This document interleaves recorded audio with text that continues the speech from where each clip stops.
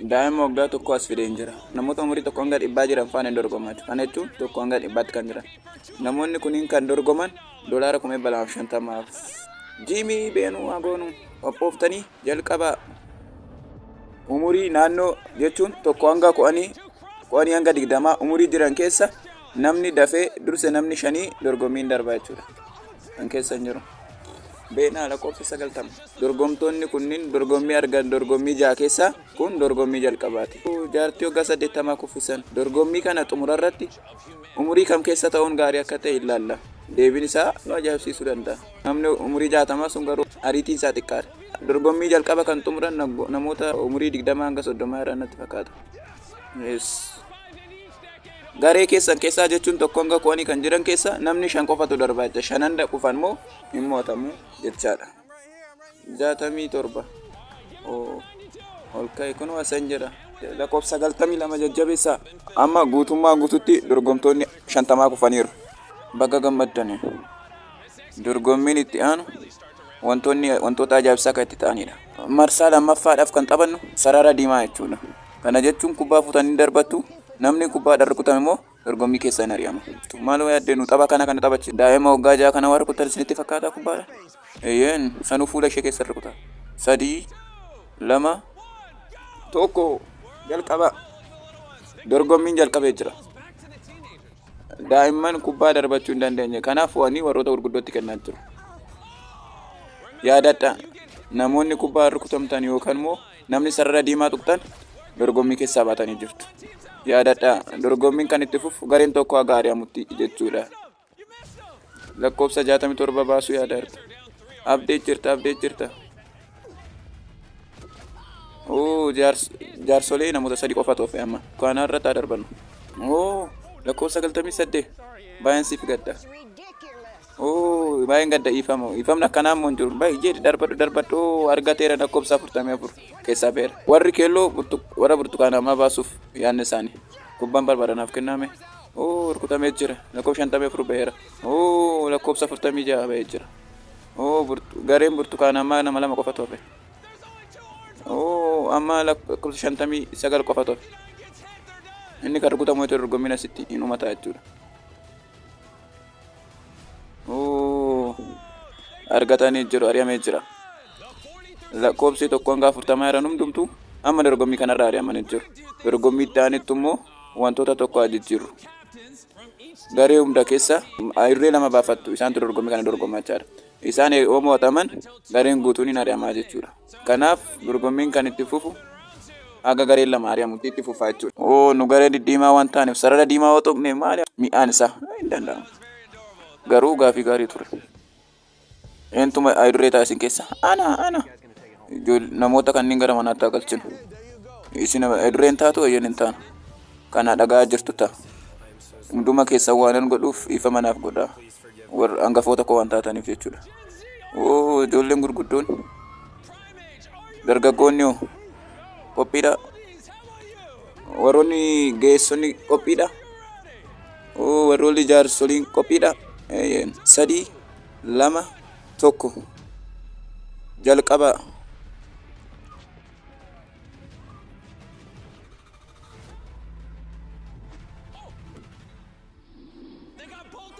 Jaarsoliin lamaanuu rukutamanii jiru. Warri magariisaa hundumtuu ari'amanii jiru jechuudha. Lakkoofsa 88 nagaadhaati. Nagaadha. Beenaa darbadha. Lakkoofsa 65 rukuteen jira. Isaan dorgommii keessa hin jiran garam darbatta. Maal gochaa jirta? Jiimii ifama naaf godhu. Gareen guutuun garee gurguddoota baasuuf yaadaa jiru. Ifama tokkollee agarsiisaa hin jiran jechuudha. Hundumti keenya kubbaa qabuun tokko hanga 3 lakkoofni qixaa darban. 1, 2, 3. Namoota gurguddoof ifama tokkollee hin agarsiifne. Isaan ari'anii jiru. Lakkoofsi hanga 40 ol jira hundumtuu amma dorgommii keessaa ba'anii jiru. Akkamitti akka kufte garuu argiteerta. Garuu nagaa keedhaati. Nagaa koodha. Amma yeroon itti gara kolleejii deemuuf. Kanaaf maatii koo immoo gargaaruun qaba. Kanaafan kana godhe ifama naaf godha. Umurii koo keessatti guyyaa kana gonkumaa hin irraanfadhu ammaan booda. Beenaa namoota dabalataa ariinu na hordofaa. Maali kun? Bishaan natti fakkaata. Baga nagaan nuftan. gara dorgommii kallattii rukutu. Akkuma laaltan bifa uffataniin addaan qoqqoonnee garee 5 uumnee jirra jechuudha. Namoota wal keessa maknee garee 5 uumnee jirra. Kana keessaa eenyutu garee kee akka ta'u barbaada? Garee kan fille fedhii daa'immanii irratti hundoofneeti jechuudha. Lakkoofsa 28 lakkoofsa 30 eenyu filadhu? 29. Dorgommiin kun dorgommii baay'ee saffisa barbaadudha. Namoota lama kallattiidhaan qastiin darbatu. Namoonni lamaanuu taargeetii isaanii kan rukutan yoo ta'e miseensi isaanii namni sadaffaan gara bishaaniin seena.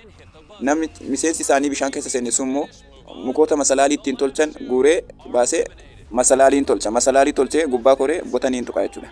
Namni gareen dursee batanii tuqe gareen 3 dorgommii itti ittiin darbu jechuudha. 3 2 1 gadhiisa hundumtuu dhabanii jiru.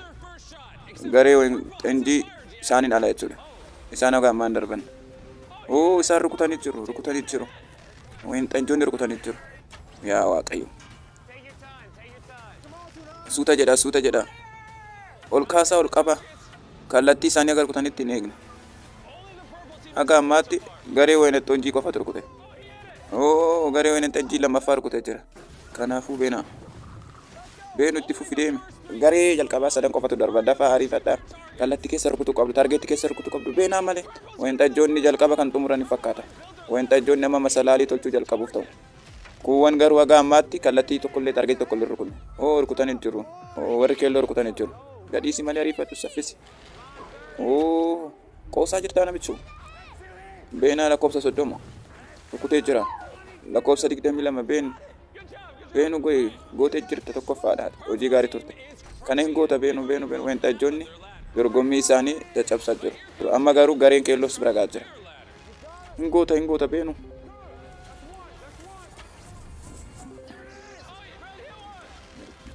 Tokko rukuttee jirta. Namichi kun maal hojjeta? Gareen wayin xinjii masalaalii isaanii hojjechuu dhufanii jiru. Garuu lakkoofsa 40 bishaan keessaa ba'uuf baay'ee wal falmaadha. Na gargaari. Amma bakkee kanatti masalaalii isaanii sa'aatiitti ijaaran of jala qisaasessaa jiru jechuudha. Dafii beenu. Gareen lama dorgommii keessaa hin dhari'amtu. Namichi kun har'a. Rukuttee jirta. Darbadhu malee. Amma gareen 3 masalaalii isaanii hojjetaa jiru. Darbadhu. Amma gareen diimanis hojjechuu jalqabeera. Amma ba'ee jira bishaan keessaa ba'ee jira. Amma dursaa jiru. Amma garuu kan biraatis gaa jiru. Amma gareen magariisa fi gareen keelloon baay'ee ijaaraa jiru jechuudha. Garuu ammas gareen magariisni ammallee abdiin kunne. Godheen jira. Beenaa hin gootu jabaadha. Haala nama ajaa'ibuun gareen magariisa wayin xinjoota bira ga'anii jiru jechuudha. Gatte. Suuta jedhi. Kallattiin hojii gaarii hojjechuu qabda. Dafi. Darbadhu. Itti hafuuf beenaa.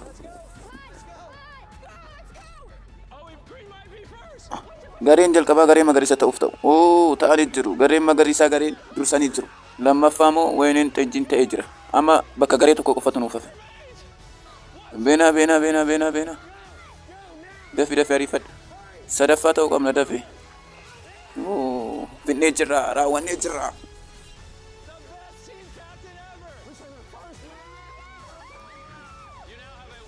Amma $250 sammuuchuuf amma nama 2 qofatu hafe jechaadha. Lakkoofsa 7 bakkee kanan jedhamu. Hojii gaarii hojjette lakkoofsa 7. Gareen buleen isiniif hanga qastii lafa godhu qabdu. Dorgommii kana keessa ari'amtanii jirtu. Kanaaf amma gareen lamaa moo kana hin goone jechuudha. Gaafa laaltu baay'ee nama mararu. Garuu dorgommiidha. Kaayi maal taate? Kaayi malee gooteerta. Hojii gaarii hojjette. Hagaarraa ga'uu geessee jirta. Kaayi lafa. Haala nama mararuun gareen lamaan kun ari'amanii jiru. Garuu baay'ee gaarii taphachaa turan. Hojii gaarii hojjette tolee galatoomii. Namoonni haftan qo'alamman ana duukaa bu'aa. Gara dorgommiitti aanu. Ija keessan banaa. Eessa jirra? Amma kan jirtan dirree kubbaa miilaa samiirratti fannifamedha. Lakkoofsa 6 gara gamana akka uftuun barbaada. Dorgomtoota kanneen keessaa nama tokko hin filatta. Kanaaf isa faana moo hin dorgomtaa jechuudha. Sana booda filachuu hin dandeessa. Baranyaa ta'uu fi kan biraa moo hiitu. Namichi hiitu sun gaafa galchee yoo ta'e gara dorgommii xaalutti hin darba. Namichi baranyaa ta'e sun immoo kubbaa kan deebisu yoo ta'e gara dorgommii xaalutti hin darba jechuudha. Yoo mo'atte maalitti hin goota? Namoota tokkoof kan kennan natti fakkaata. Kana jecha dorgommii kana keessa ari'uun baay'ee ulfaataadha. Garuu annan baasa maallaqaaf jedhee.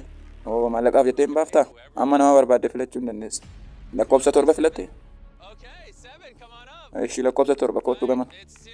Amma lakkoofsi 6 fi lakkoofsi 7 waliin dorgomu jechuudha. Kubbicha hiituu barbaada moo bara nyaatoo barbaada? Goolii eeguun barbaada. Gara goolii keessa seenuu hin dandeessa. Laalaa goolii naga bal'atu. Gaafa isii keessa laallu jechaadha. Isii keessatti laallu. Kubbaan amma qophiidha. Ati qophii yoo taate hiituu hin dandeessa.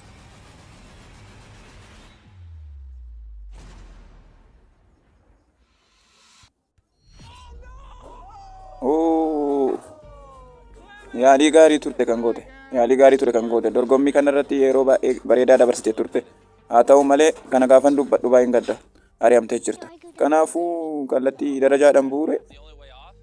Bakkeen ittiin bu'aan bootaa kanatti kana asiin utaaluu qofaadha jechuudha. Nagaan ture. Homaan yaadina bakki itti boqotan bakkeen gaariin hin jira jechuudha. Bakka kana namoota jiran keessaa namni umurii xiqqaa eenyudha? Gara fuulduraa kootti eenyu faana taphachuu barbaada? Ishii faana. Lakkoofsa 9 faana? Anatu hiita. Waan mo'atu sitti fakkaata? Eeyyeen dubartii waan taateef ishii filadhe. Sababni isaatis kun kubbaadha jechuudha. Kunoo kubbichi. Suuta itti hiituu hin dandeessa. Wanti sodaachisu hin jiru.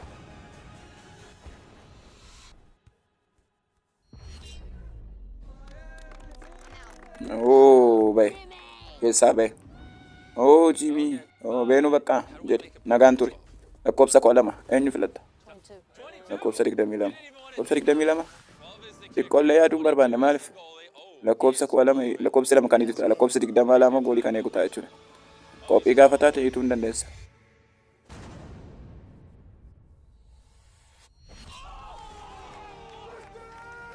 Baay'ee gaariidha. Baay'ee hojii gaariidha. Hojii baay'ee gaariidha. Yaaleen ture egaa. Bakka kanatti dhumatee jira. Nagaan ture. Lakkoofsi 17 yeroo itti kaatudha.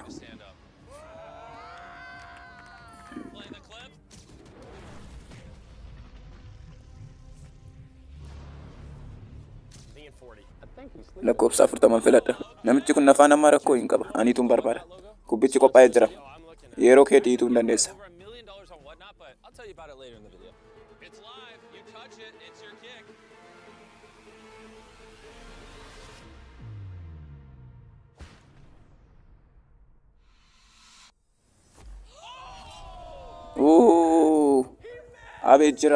Abee jira galchuu hin dandeenye bakka gammadde.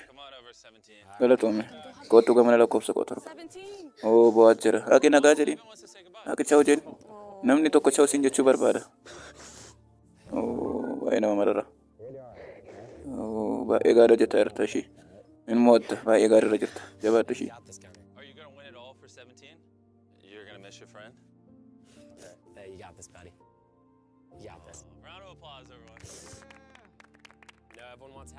Amma bakkee kanatti dorgommiin koo xumuree jira. Garuu baay'ee natti tolee jira. Yeroo gaarii ture. Carraa gaarii nagaan ture. Eenyu kan itti aanu? Akkamitti akka filattu hin barbaadu. Hiriyyaan kiyya kubbaa taphata. Kanaaf sarara waan baay'ee baradheen jira. Atis kubbaa taphattaa jechuudha duraan. Eeyyeen duraan reekirliivii irra tapheen ture. Amma eenyu faana dorgomtare? Lakkoofsa 33 faanaan dorgoma jechuudha. Aniituun barbaada. Tolee ati immoo goolii eeguu qabda.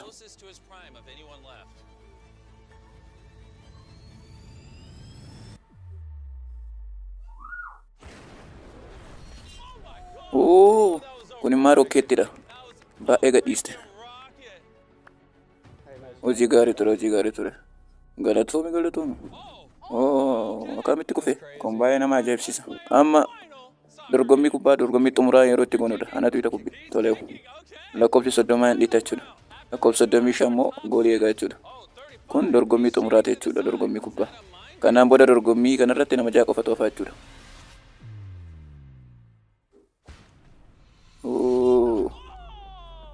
Gara alaa hiite. Yes, mo'adheen jira. Hojii hin taane hojjedhe. Kana booda kubbaa kanaan hiitta jedhee yaadeen beeku garuu homaa naan hin jedhe bayi. Amma namoota xumuraa namoota 6 qofatu hafe.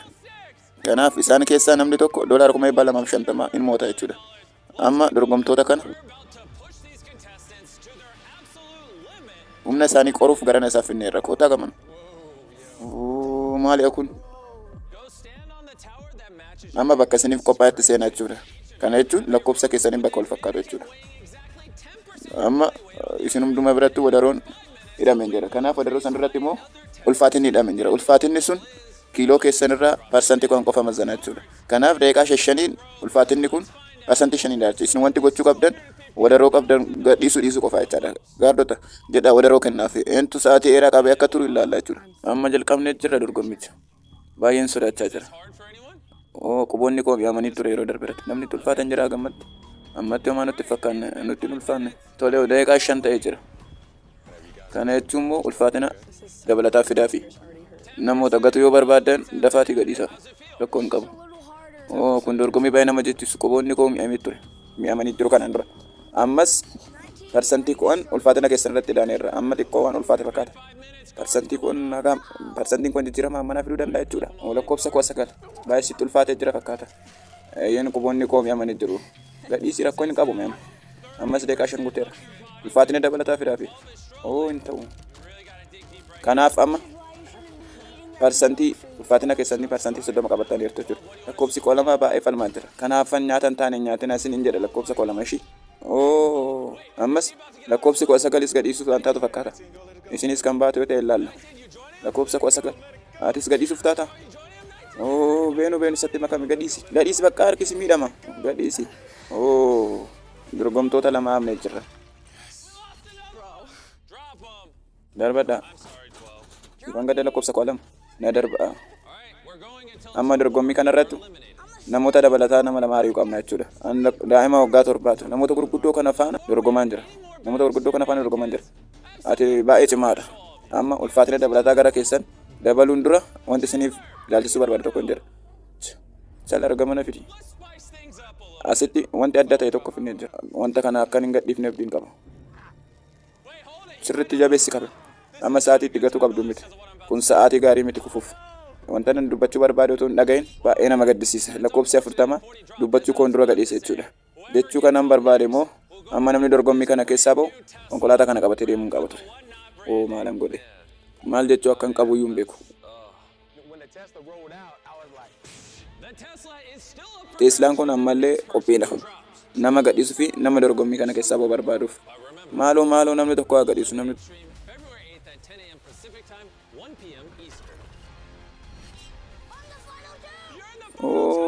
Nama dhumaa marsaa uumaatu irra ga'eera jira. Marsaa dhumaa irra ga'een jira.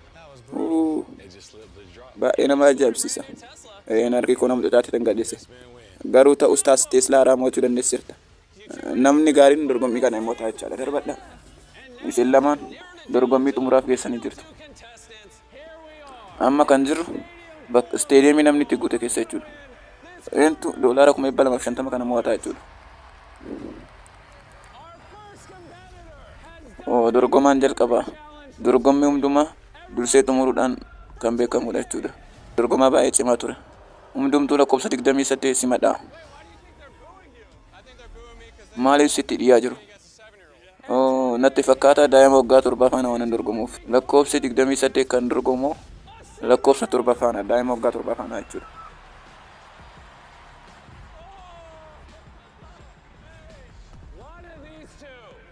Isaan keessaa namni tokko doolaara 250 kana immoo jechuudha. Dorgommiinis kan ta'u baaskeetbooliidhaan.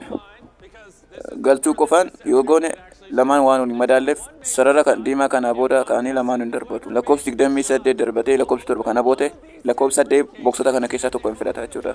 Kanaaf kan biraamoo keessa X kan jedhu yoo jiraate waan argatu. Keessa garuu right kan jedhu yoo jiraate cheekii maallaqaa yoo argate doolaara 250 hin mo'ata jechuudha.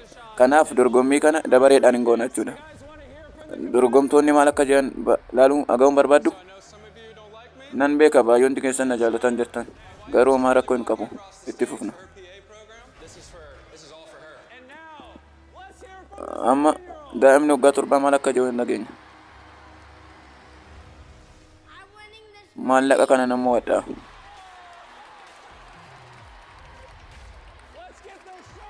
Beena dorgommichaa jalqabnu hin jalqabnu.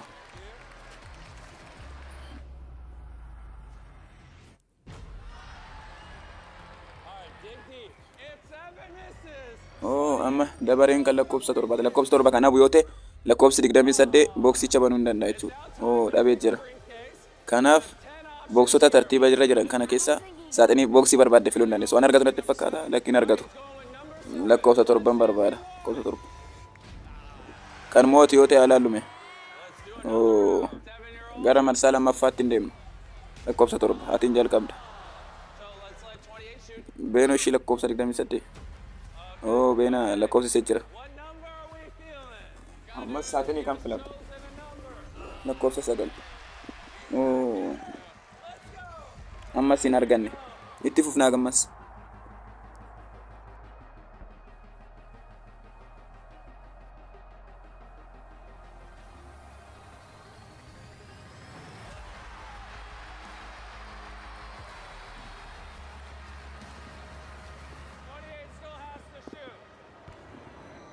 Lakkoofsi 28 darbachuu qaba.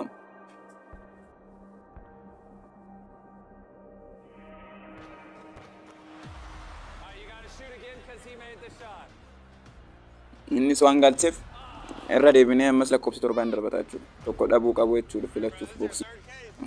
Beena ammas saaxinii sadaffaa kee filachuuf taata. Namni ho'iachi lakkoofsa 3 yoonaan jedhu argee hin ture. Lakkoofsa 3 filadha. Kan mootu hin fakkaata. Ammas kophee taatee darbachuu hin dandeessu. Mee innis yookaan godhu ta'e alaallu.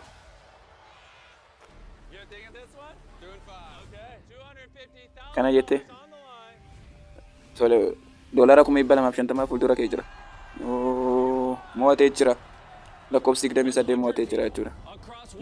Namoota dhibbaa umurii garaagaraatirraa tokko hanga dhibbaa bakka kanatti dorgomanii turan. Kanaaf umurii hundumaa caalu'aan lakkoofsi 28 mo'ataa dorgommii kanaa ta'uu danda'a jechuudha. Dorgommii baay'ee gaarii ture. Deeggartoonni na jaallachuu baatanis mo'adheen jira. Daa'imni umurii 7 dorgommii mo'achuu baatus dorgomtoota 98 mo'ateeti bakka kana kan gahe. Kanaaf bakka kana gahe immoo kan hundumaa dorgommii xumuran gaajee yaadeen beeku. Daa'imni umurii 7 harka duwwaa gara manaatti hin galu. Kanaaf doolaara 10,000 kenneef.